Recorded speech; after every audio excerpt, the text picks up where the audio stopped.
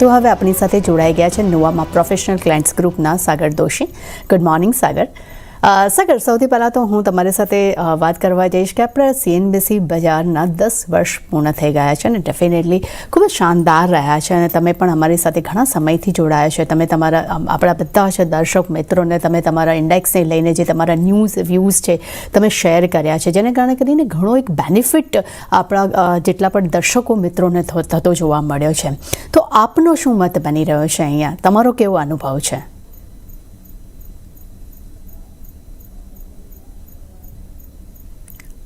તમે મ્યુટ છો, અનમ્યુટ કરવું પડશે સાગર તમારે. સોરી. સો પહેલા તો કોંગ્રેચ્યુલેશન્સ કે 10 યર આપણું કમ્પ્લીટ થયા છે એના માટે. અને જે મારું અનુભવ છે એક સારું છે, જે હિસાબથી મને ફીડબેક મળી રહ્યા છે એઝ અ ટીમ પાસેથી, એઝ અ ઓવરઓલ વ્યુઅર્સ પાસેથી, જે પ્રોફાઇલ પર જેને લોકો લિંક્ડઇન અને ટ્વિટર્સ પર બી રિપ્લાય કરી રહ્યા છે, જે એના વ્યૂઝ છે શેર કરી રહ્યા છે, ઇનપુટ્સ આપી રહ્યા છે. સો ઓવરઓલ ટીમ પાસેથી બધા પાસેથી સારું એક ફીડબેક આવી રહ્યો છે અને એક સારું એવું આપણું એગ્રેસિવ મુવમેન્ટ ડિસ્કશન આપણે કરી રહ્યા છે. સો મને લાગે છે કે આ એક સારું એવું એક રિલેશન બિલ્ડઅપ થયું છે ઓવર લાસ્ટ કપલ ઓફ યર્સમાં. અને મને લાગે છે કે એક હજી બી ગોઈંગ ફોરવર્ડ અહીંથી એક સારું એવું ન્યૂ રિલેશન બિલ્ડઅપ થાય અને નવા આપણે જે માર્કેટમાં એક નવા હાઈ જોઈ રહ્યા છે એવું એક સીએનબીસી પર બી આપણે એક નવા રિલેશન બિલ્ડઅપ થાય એની એક શુભેચ્છા છે. Okay, thank you so much Sagar, અમારી સાથે તમારો એક અમૂલ્ય સમય અમારી સાથે જોડાવા સાથે. અને હું આશા પણ રાખું છું કે આપણે આવી રીતે જ કન્ટિન્યુટી આપણે જળવાતી રહે અને આપણે જે બીજા ઘણા એવા દાયકાઓ આપણે પાર કરતા રહીશું.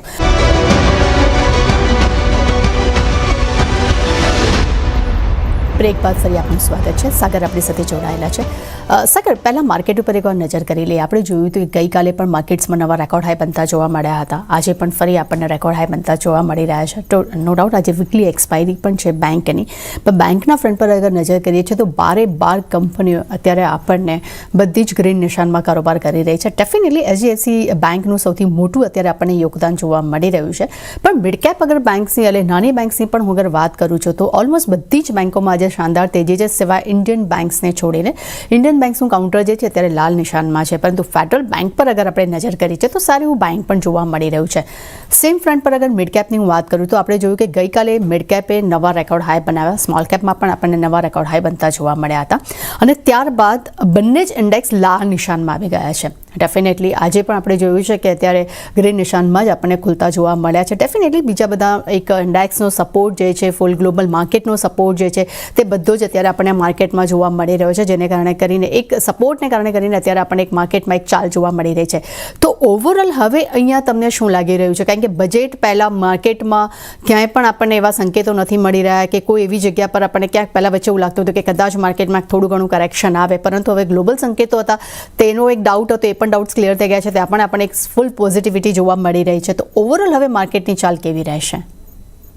સો ઓવરઓલ પહેલા ગ્લોબલ માર્કેટની વાત કરી લઈએ તો ગ્લોબલ માર્કેટમાં તમે જેમ કીધું એમ આપણે ઓવરઓલ સેટઅપ સારા જોઈ રહ્યા છે. યુએસ માર્કેટમાં એક સારું એવું સેટઅપ બની રહ્યું છે. ડાઉ જોન્સ એસપીએક્સના ચાર્ટ જોઈએ તો લાગી રહ્યું છે કે હજી બી એક નવી તેજી થઈ શકે છે.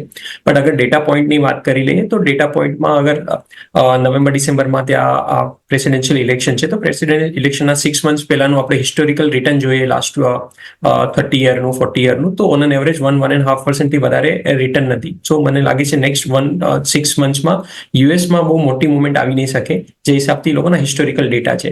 જ્યારે આપણે યુરોપની વાત કરીએ તો યુરોપમાં એક ઇન્ડેક્સ છે V2X ઇન્ડેક્સ, જે યુરોપની વોલેટિલિટી ટ્રેક કરે છે. જેમ આપણું ઇન્ડિયા વિક્સ છે એવું એક V2X ઇન્ડેક્સ છે જે યુરોપની વોલેટિલિટી ટ્રેક કરે છે. ત્યાં એ વોલેટિલિટી એક સ્પાઇક થઈ છે લાસ્ટ 15-20 ડેઝમાં અને આપણે જોયું છે યુરોપના સ્ટોક્સ અને યુરોપના ઇન્ડાઇસીસ કેક છે, FTSE છે, એમાં સારું એવું કરેક્શન આવ્યું છે. વર્લ્ડમાં ખાલી યુરોપના ઇન્ડાઇસીસમાં થોડું કરેક્શન રિસેન્ટલી આપણે જોવા મળ્યું છે ઇન ટ્યુન ઓફ 7 to 10%. બાકી યુએસમાં એક સારું મોમેન્ટમ પકડી રહ્યું છે. હવે આપણે ઇન્ડિયાની વાત કરીએ તો ઇન્ડિયામાં આપણું પોસ્ટ ઇલેક્શન રિઝલ્ટ આપણે જે મુવમેન્ટ જોઈ છે અને નિફ્ટી, આપણે પર્ટિક્યુલર નિફ્ટીની વાત કરીએ તો પ્રીવિયસ ડેના લોની નીચે not a single day close આવ્યો છે. હિસ્ટોરિકલી અગર આપણે લાસ્ટ 30 યર્સના ડેટા જોઈએ તો મેક્સિમમ નંબર ઓફ ડેઝ જે આપણે કાઉન્ટ કરીએ તો આપણે 30, 90, 98માં જોયા હતા અને currently we are at 20 days કે એમાં આપણે પ્રીવિયસ ડેના લોની નીચે આપણે ક્લોઝ નથી જોયો. ઓન એન એવરેજ આ ફેઝમાં રિટર્ન જે બને નિફ્ટીમાં એ ઓન એન એવરેજ 7 to 10% રેન્જમાં રિટર્ન એવરેજ છે અને આપણે ઓલરેડી આ લાસ્ટ 20 ડેઝમાં 8% રિટર્ન પર ઓલરેડી આપણે સ્ટેન્ડ કરી રહ્યા છે. ઓવરઓલ ડેટા પોઈન્ટની વાત કરીએ, બીજું ડેટા પોઈન્ટ્સ જોઈએ તો હજી બી number of stock making 52 week high, જે કાલના અગર CNX 500ના number of stock making 52 week high is 45 versus 0. મતલબ 52 વીક હાઈ 50 સ્ટોક મારી રહ્યા છે ઓન એવરેજ અને 52 વીક લો 0 સ્ટોક છે. આ એક એક્સ્ટ્રીમ રીડિંગ છે. Number of stock trading above 50 DMA, 200 DMA, RSI જોઈ લે કે ઓવરબોટ ઝોનમાં, તો એ બધા ફેક્ટર જોઈએ તો આ એક કન્ટિન્યુ મોમેન્ટમ છે. નવું ફ્રેશ બાઇંગ માટે આ મને નથી લાગતું કે આ માર્કેટમાં આપણે નવું ફ્રેશ બાઇંગ કરવું જોઈએ. મને લાગે છે કે હજી બી અહીંથી કરંટ માર્કેટમાં 20-25% આપણે પ્રોફિટ બુકિંગ કરવું જોઈએ એક્ઝિસ્ટિંગ પોર્ટફોલિયોમાં, અને ઇન કેસ અગર 5 to 6% માર્કેટમાં કરેક્શન આવે છે તો આપણે રીડિપ્લોય કરવું જોઈએ. રીડિપ્લોયમેન્ટમાં બી નવી થીમ ઇમર્જ થઈ રહી છે, જેમ કે આપણે મિડ કેપ સ્ટોક્સમાં બી આપણે જોઈએ. So mid cap cement stock, mid cap sugar stock, mid cap paper stock, so આ બધા નવી થિંગ જે લાસ્ટ 1.5 yearsથી કન્સોલિડેશન થઈ રહ્યું હતું શુગર સ્ટોકમાં, પેપર સ્ટોકમાં, એ નવા બ્રેકઆઉટ્સ આવી રહ્યા છે. તો પોર્ટફોલિયો ચર્નિંગ હવે મને લાગે છે એક ઇમ્પોર્ટન્ટ થીમ બની જશે going forward four next 6 months, અને એમાં જ ઓવરઓલ રિટર્ન બનશે. અગર આપણે માર્કેટ વાઇડ રિટર્ન જોશું અને પોર્ટફોલિયો રિટર્ન જોશું તો એમાં બંનેમાં ડિફરન્સ હશે. સો મને લાગે છે કે churning is important for next 3 to 4 months, જ્યાં આપણે નવા બ્રેકઆઉટ, નવા ફ્રેશ બાઇંગ જોવા મળે છે એમાં બની રહેવું જોઈએ. માર્કેટમાં ઓબ્વિયસલી એક સારું મોમેન્ટમ છે તો આપણે ડિપ્લોય તો રહેવું જ જોઈએ, but in terms of 75 to 80% of our portfolio, but જે 15-20% કેશ હોલ્ડ છે એ અગર 4-5% માર્કેટમાં કરેક્શન આવે છે અને સારા થીમ મળે છે તો એમાં ડિપ્લોય કરવું જોઈએ. સો ઓવરઓલ માર્કેટની વાત કરી લઈએ તો માર્કેટમાં એવું કોઈ પેઇન નથી દેખાતું, બટ ઇમિડિયેટલી મને નથી લાગતું કે આપણે કોઈ એગ્રેસિવ મોડમાં જઈને નવા પૈસા ડિપ્લોય કરવા જોઈએ. મને લાગે છે ઇન કેસ કરેક્શન આવે છે, આપણે હિસ્ટોરિકલી જોયું છે કે આવા 20 ડેઝના વન સાઇડ મૂવ પછી આપણે 4-5% કરેક્શન જનરલી જોયું છે. તો એ ફેઝમાં આપણે ડિપ્લોય કરવું જોઈએ અને ત્યારે નવી થીમ, અને જે હમણાં આપણે ડિસ્કસ કર્યું કે શુગર થીમ નવી ઇમર્જ થઈ રહી છે, પેપર સ્ટોકમાં નવા બ્રેકઆઉટ્સ આવી રહ્યા છે, તો આ બધા સ્ટોકમાં લઈને આપણે ધ્યાન રાખવું જોઈએ. ઓકે, તો સાગર તરફથી ખાસ કરીને અત્યારે થોડું ઘણું પ્રોફિટ બુકિંગની પણ તેઓ વાત કરી રહ્યા છે, પરંતુ ડિફરન્ટ સેક્ટર્સ પર પણ તેઓ મૂવ ઓન કરવાની પણ વાત કરી રહ્યા છે અને એમાં ખાસ કરીને પેપર્સ છે, ટેક્સટાઇલ કંપનીઓ છે તેમાં ત્યાં તમારે નજર રાખવી જોઈએ. અને ડેફિનેટલી આપણે જોયું કે ગઈકાલે એરકાની જે પોઝિટિવ બ્રોકરેજ રિપોર્ટ આવી ત્યારબાદ પેપર સ્ટોક્સ પર આપણને સારું એવું બાઇંગ પણ જોવા મળ્યું હતું. તે સાથે લઈ એક નાનકડો બ્રેક બાદ નજર કરશું સાગરના ટ્રેડિંગ કોલ્સ પર.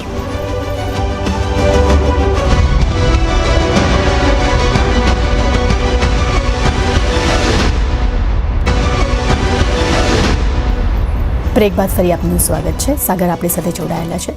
સાગરજી, જણાવશો કે આજે આપના તરફથી કયા ટ્રેડિંગ કોલ્સ બની રહ્યા છે? સો એક આપણે શુગર સેક્ટરની વાત કરીએ તો શુગરમાં આપણે મિડ કેપ સ્ટોકમાં અગર ઇક્વલ વેટેડ ચાર્ટ્સ ડ્રો કરીએ છીએ તો આપણે નવા ફ્રેશ બ્રેકઆઉટ જોઈ રહ્યા છે અને લાગી રહ્યું છે કે આ આખું sector as a mid cap થીમમાં એક ઇમર્જ થઈ શકે છે અને નવા શુગર સ્ટોકમાં 20-25%નું એક ઇઝી મૂવ આવી શકે છે. જેમાં આજનું આપણું ટ્રેડિંગ સાઇડ છે તો અવધ શુગર એક 645ના લેવલ પર ટ્રેડ કરી રહ્યું છે. મને લાગે છે કે જે આપણે સેટઅપ જોયું છે લાસ્ટ 1.5 monthsમાં, અને ઓવરઓલ અગર હું આ 6 monthsની વાત કરું તો 6 monthsમાં આપણે સ્ટોકમાં 800થી આપણે 500 સુધીનું કરેક્શન જોયું, બટ હવે નવા ફ્રેશ ન્યૂ હાઈ બની રહ્યા છે, હાયર હાઈ બની રહ્યા છે, મૂવિંગ એવરેજીસ અલાઇન થઈ રહી છે, એક વોલ્યુમ પિકઅપ થઈ રહ્યું છે, ઓવરઓલ સેક્ટરમાં એટ્રેક્શન આવી રહ્યું છે. મને લાગે છે આ કાઉન્ટર હમણાં 645 પર બાય કરી અને આપણે ઉપરમાં 700-720 સુધીના ટાર્ગેટ જોઈ શકીએ છીએ, અને જે સ્ટોપ લોસ રાખવાનો છે કાઉન્ટરમાં 630નો રાખવાનો છે અને ઉપરમાં આપણે 720 સુધીના આપણે ટાર્ગેટ જોઈ શકીએ છીએ. જે સેકન્ડ કાઉન્ટર છે, જે આપણે ઓલરેડી બેંક નિફ્ટીની તમે ડિસ્કસ કર્યું કે બેંક નિફ્ટીમાં બધા મૂવ આવી ચૂક્યા છે. HDFC બેંકના હિસાબથી બેંક નિફ્ટીમાં એક સારું એવું મૂવ આપણે જોયું છે આજે, બટ એક કાઉન્ટર છે RBL બેંક. અગર આપણે આરબીએલ બેંકની વાત કરીએ તો આપણે આરબીએલ બેંકમાં કન્સોલિડેશન જોયું છે લાસ્ટ નવેમ્બર અને ડિસેમ્બરથી. અગર હવે હું જે સેટઅપ જોઉં છું કરન્ટલી હમણાં 265ના ટ્રેડ લેવલ પર ટ્રેડ કરી રહ્યું છે. એક ઇન્વર્સ એચએનએસ, એક bottom out formation, falling trend line breakout, momentum અને વોલ્યુમ્સમાં પિકઅપ આવી રહ્યું છે. મને લાગે છે આ 265ના લેવલ પર બાય કરી 258નો સ્ટોપ લોસ રાખીને આપણે આમાં 300 સુધીના લેવલ જોઈ શકીએ છીએ. આમાં એક રિસ્ક રિવોર્ડ સારો એવો ફેવરેબલ છે. અગર આપણે ગિવન સિનારીઓ જોઈએ બેંક નિફ્ટીમાં અને જે હિસાબથી મૂવ છે, આ કન્સોલિડેશન બ્રેકઆઉટ છે આરબીએલ બેંકમાં, મને લાગે છે આમાં 300 સુધીના એક લેવલ જોવા મળી શકે છે અને રિસ્ક રિવોર્ડ છે એમાં બહુ ફેવરેબલ છે. 257 258નો સ્ટોપ લોસ રાખી અને 300 સુધીના ટાર્ગેટ સુધી પ્લે કરી શકીએ છીએ. સો અમારા તરફથી એક આરબીએલ બેંક અને અવધ શુગર આ બે કાઉન્ટરને ટ્રેડિંગ પર્સપેક્ટિવથી નેક્સ્ટ 4-5 દિવસ માટે જોવા જોઈએ. ઓકે, તો સાગર તરફથી આપણને 2 ટ્રેડિંગ કર્વ્સ જોવા મળી રહ્યા છે. પહેલું છે અવધ શુગર, જેના માટે તમારે ટાર્ગેટ છે તેમને આપ્યા છે 700 થી 720ના, સ્ટોપ લોસ તમારે રાખવાનો રહેશે 630નો. અને સેકન્ડ છે આરબીએલ બેંક, જ્યાં તમને 300 સુધીના તેઓ લક્ષ્ય આપી રહ્યા છે, સ્ટોપ લોસ તમારે 258ના રાખવાના રહેશે. સાગર, બીજું એક કાઉન્ટર આજે ખાસ ફોકસમાં છે. ડેફિનેટલી અત્યારે બિઝનેસ અપડેટ્સ આવી રહ્યા છે કન્ટિન્યુ, જેમાં ખાસ કરીને એવેન્યુ સુપર માર્ટ આજે ખાસ મારા રડારમાં છે, કારણ કે કંપનીનું જે બિઝનેસ અપડેટ આવ્યું છે ઓવરઓલ આમ કહી શકાય કે એની માત્ર જે રેવન્યુ જે છે 3% જ વધી છે ઓવરઓલ. અને અગર તેને 5 વર્ષમાં તેનો અગર CAGRની અગર વાત કરીએ છીએ તો યરલી તે 5.3% આપણને વધતી જોવા મળી રહી છે. અને કંપનીના અગર વાત કરીએ છીએ ઓવરઓલ બિઝનેસ કંપનીનો ખૂબ જ આપણે જોયો છે કે શાનદાર જોવા મળ્યો છે. આઉટપરફોર્મન્સ હંમેશા તેના આપણને રહ્યા છે, પરંતુ અહીંયા આપણે જોઈ રહ્યા છે કે બ્રોકરેજ રિપોર્ટ આપણને પણ નેગેટિવ આવ્યા છે, કે સિટી તરફથી આપણને સેલિંગ પ્રેશર આવ્યું છે. તેમને અહીંયા સેલનું રેટિંગ આપ્યું છે અને લક્ષ્ય પણ અહીંયા અગર વાત કરીએ છીએ તો તેમને 3400 સુધીના આપ્યા છે. એટલે ડેફિનેટલી ક્યાંક ને ક્યાંક બિઝનેસ અપડેટ જે છે તેની ઇમ્પેક્ટ અત્યારે હવે આપણને આ સ્ટોક પર જોવા મળી રહી છે. કાઉન્ટરનું અગર પરફોર્મન્સ જોઈએ છે તો આપણને ખૂબ જ શાનદાર જોવા મળ્યું છે. રિટર્ન્સ પણ આ કંપનીએ ખૂબ જ સારા આપ્યા છે. તો એવેન્યુ સુપરમાર્ટને લઈને આપનું શું મત છે? સો એવેન્યુ સુપરમાર્ટ એક પોર્ટફોલિયો સ્ટોક છે અને મને લાગે છે કે આ કાઉન્ટર હમણાં કન્સોલિડેશન ફેઝમાં ટ્રેડ કરી રહ્યું છે. લાસ્ટ એપ્રિલ અને માર્ચ અને એપ્રિલથી જોઈએ તો 49 ઉપરમાં અને નીચેમાં 4600ની રેન્જમાં મેજોરિટી ટાઈમ ટ્રેડ કર્યું છે. જે નવા બ્રેકઆઉટ છે 4820 અગર આ કાઉન્ટર ક્રોસ કરે છે તો આપણે 5020 5050 સુધીના લેવલ જોઈ શકીએ છીએ. ફોર ધ ટાઈમ બિંગ મને લાગે છે હજી બી આ કાઉન્ટર કન્સોલિડેશન રેન્જમાં છે, તો જ્યાં સુધી 4820 4810ના લેવલ ક્રોસ નથી કરતું ત્યાં સુધી એને અવોઇડ કરવું જોઈએ. બટ જેના પાસે પોર્ટફોલિયોમાં છે હોલ્ડિંગ, એના માટે ડેફિનેટલી આ કાઉન્ટર સારું છે અને જ્યારે બી આ ટાઈમ કન્સોલિડેશન ખતમ થશે આ કાઉન્ટર નવા હાઈ પર જોવા મળી શકે છે. ઓકે, તો સાગર તરફથી ખાસ કરીને એવેન્યુ સુપરમાર્ટ એટલે કે ડીમાર્ટ માટે અગર આ કાઉન્ટર 48,4820ની ઉપર જાય છે તો ત્યાં તમારે બાઇંગ કરી શકાય છે, પરંતુ ત્યાં સુધી તમારે વેટ એન્ડ વોચની તેઓ સલાહ આપી રહ્યા છે. અને અગર જો કાઉન્ટર એની ઉપર જશે તો તમને 5000 સુધીમાં પણ તમને લક્ષ્ય જોવા મળી શકે છે. સાગર, આપણે આપણા ટ્રેડિંગ કોલ્સ પણ જાણ્યા છે, આપણા તરફથી સેક્ટર્સ વિશે પણ ઘણી જ વિગતમાં આપણે માહિતી લીધી છે. આપના ડિસ્ક્લેમર. સો જે સ્ટોક આપણે ડિસ્કસ કર્યા છે એમાં મારા ક્લાયન્ટોને રિકમેન્ડ કર્યા છે, તો it is safe to assume કે એ લોકો પાસે હોલ્ડિંગ હોય. મારી કોઈ પર્સનલ પોઝિશન નથી કોઈ બી કાઉન્ટર. થેન્ક યુ સાગર, અમારી સાથે જોડાવા બદલ. તે સાથે જ માર્કેટ લાઈવમાં બસ આટલું જ. મને આપશો રજા. આગળ મારા સહયોગી જણા લઈને આવી રહ્યા છે કોમોડિટી લેબ. જોતા રહેજો CNBC રજા.